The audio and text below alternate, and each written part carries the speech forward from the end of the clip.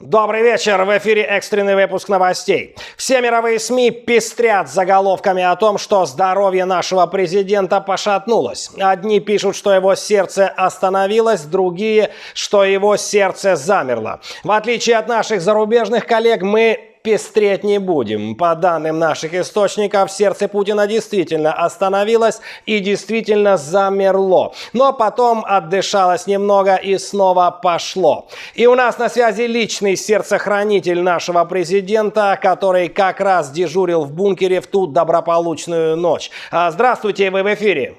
А вот и не угадали, я в коридоре. Здравствуйте. Представьтесь, пожалуйста. Майор Валидолов Валентин Валерьянович. Валидол Валерьянович, расскажите, пожалуйста, что все-таки произошло в тот вечер? Ну, что произошло? Ну, мы, как обычно, сидели с Никитосом, смотрели, как в коридоре моргает лампочка.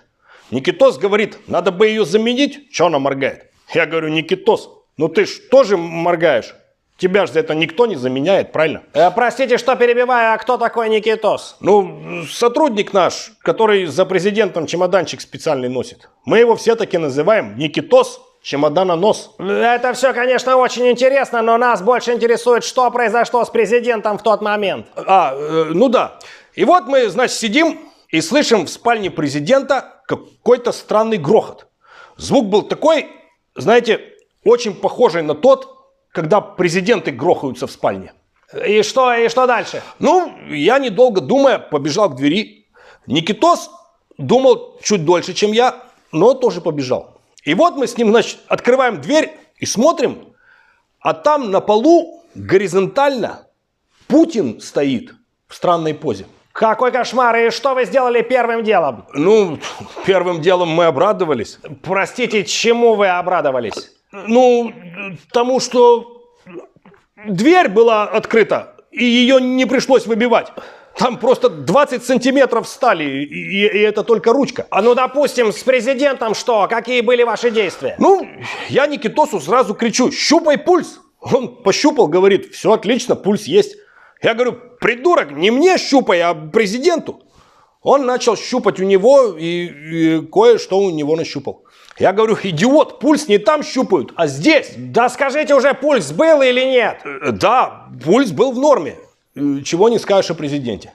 Он вот так лежит, на меня смотрит, вот часто подмигивает мне. Я подумал, может, прикол какой-то. Тоже ему в ответ пару раз подмигнул. Но Никитос, в отличие от меня, сразу понял, что это никакой не прикол, и убежал. Я так понимаю, за помощью? Не, за чемоданом. Там просто по запаху четко было понятно, что пора собирать урожай. Скажите, вы как-то пытались оказать ему первую медицинскую помощь? Конечно. Первым делом я, как нас и учили действовать в таких случаях, быстро начинаю стоять и чесать себе затылок со словами «Вспоминай, что нужно делать, Валера». Простите, Валера это кто? Потом вспоминаю, что я не Валера, а Валентин, и начинаю анализировать ситуацию. Смотрю рядом с президентом перевернутый столик с едой и напитками. Первая мысль появилась. Наконец-то отравили шефа. Простите, в каком смысле наконец-то? Извините, неправильно сформулировал. Я хотел сказать, наконец-то появилась первая мысль. Отравили шефа.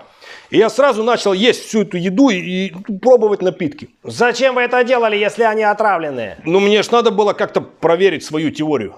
Ну и плюс не каждый день есть возможность устриц с пола пожрать. В общем, я подождал пару минут, понял, что живой, а значит, еда не отравлена. И, между прочим, очень вкусная. Там еще такой соус прикольный был, по стене размазанный. Скажу честно, никогда такой вкусный соус со стены не слизывал. Валентин, вы отошли от темы. С Владимиром Владимировичем что происходило? Ну, я оттрапезничал. Первым делом сразу попытался привести его в чувство. Каким образом? Ну, я сел на него сверху, вот так взял его за подбородок и давай по щекам хлестать. Вот так вот. Ну, минут через 15 понимаю, что ничего не происходит. Только ботокс с одной стороны лица на другую переваливается. И глаз у него что-то перестал моргать. Вот. Ну, а к тому времени уже подоспели медики. Один из них посмотрел, сразу сказал, тут однозначно остановка сердца. Я говорю, ты что, дурачок? Какая нахрен остановка? Тут же никакой транспорт не ходит. Это ж спальня. Скажите, медики оказали ему какую-то помощь? Да, его подняли и перенесли в специальную комнату, которая оборудована под неотвилку. Простите, какую неотвилку? Ой, это неотложку. Я их просто постоянно путаю. Ну и там уже при помощи 2 утюгов его окончательно накачали. Извините, окончательно откачали. Вот. Ну что ж, спасибо вам за эту эксклюзивную информацию и за своевременную помощь нашему президенту. Теперь мы знаем, что в окружении Владимира Владимировича есть такой человек, как вы, который постоянно бдит на работе. Кто вам это уже рассказал? Никитос? Да я всего лишь 1 раз на работе бданул, и то случайно. Никитосин, а ну иди сюда быстро. Я тебе сейчас чемодан этот на голову натяну.